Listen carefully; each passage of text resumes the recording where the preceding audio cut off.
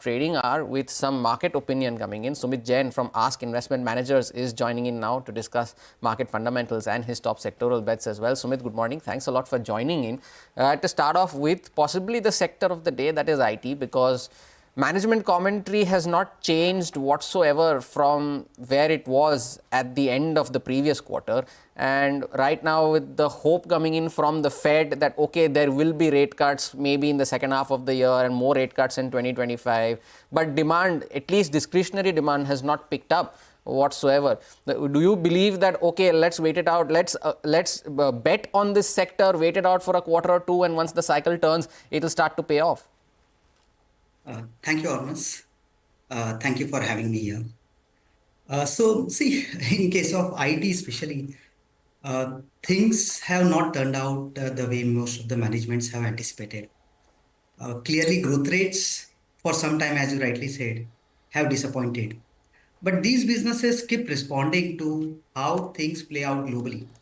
Not only with respect to global macros, how GDP growth rates there play out, but also with respect to how interest rates are expected to behave.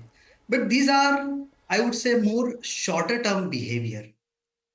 We really believe that those businesses which characteristically can't grow at a pretty decent pace for a significantly longer period of time actually would be more of trade rather than more of compounding opportunities.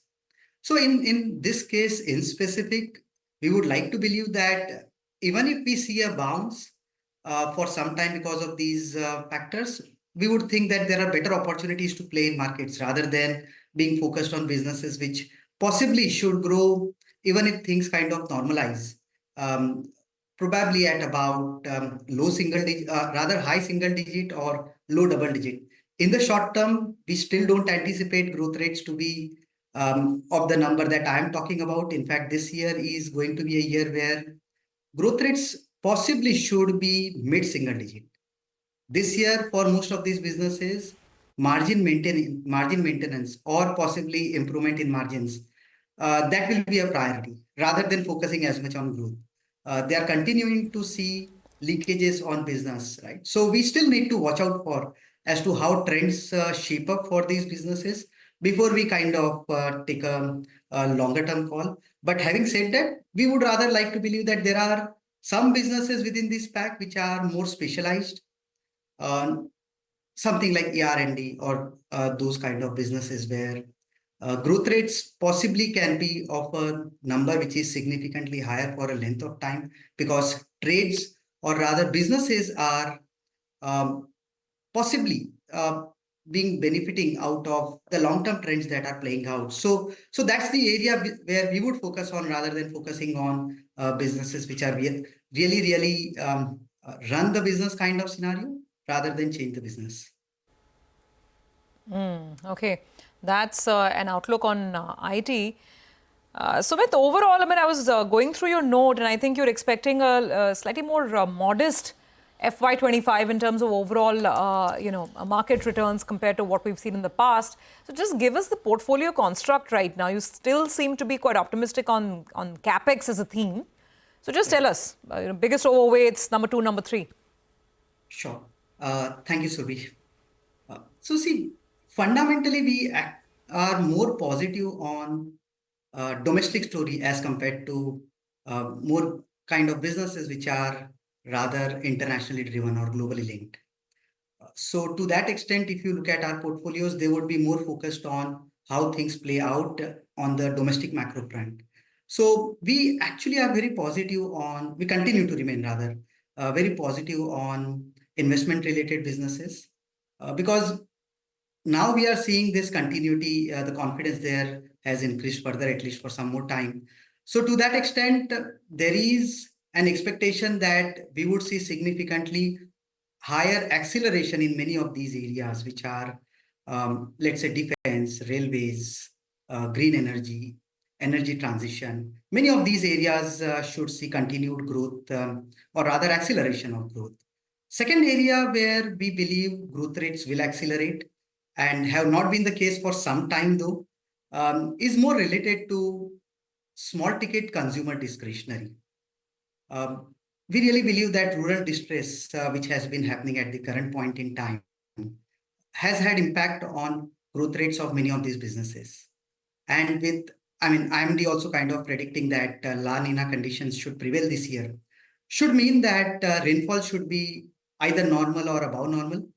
And with focus on bottom of pyramid as well, we should start to see rural recovery, which actually has been a problem area. So quite a few businesses there with respect to consumer discretionary, even autos, those should start to do well. While auto on the two-wheeler side, especially, things have been all right. And we really believe that that is one area where we should see continued growth.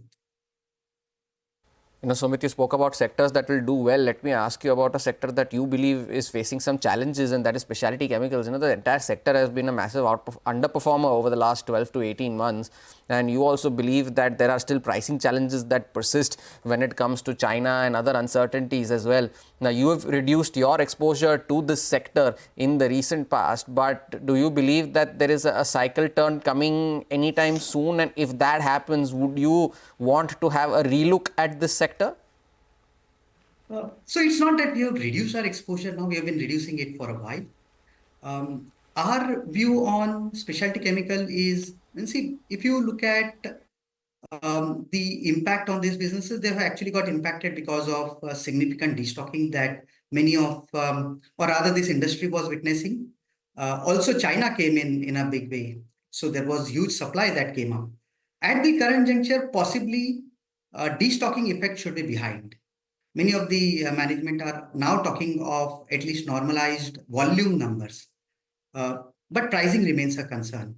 So we will have to clearly watch out for as to how pricing really plays out, because if pricing doesn't play out, possibly ROC of these businesses would be lower than what they used to be in the past.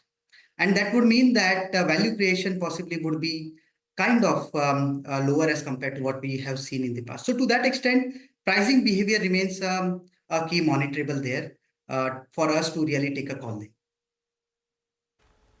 Okay. Where do you stand on financials, Sumit? And do you have a view on life insurers? I mean, do they make it to your portfolios? So we have limited exposure towards life insurance businesses in general. Coming to the financials, we believe that banks per se will continue to face some challenges. While credit growth should remain buoyant, pressure on NIMs should continue, at least more so for banks, because deposit growth remains a challenge. Having said that, NBFCs is one area where we are seeing growth rates continuing, and there is a high chance that if interest rates go down, we may start to see margin expansion as well. And those NBFCs which actually understand their customer really well, who can control their gross NPA, and they can kind of show a decent growth and yet report a decent ROE. I think those are NBFCs where we would like to focus more on within financials as compared to banks. Interesting, Sumit. Thanks a lot for joining in and sharing your opinions on the markets and specific sectors as well. Some more visuals coming in.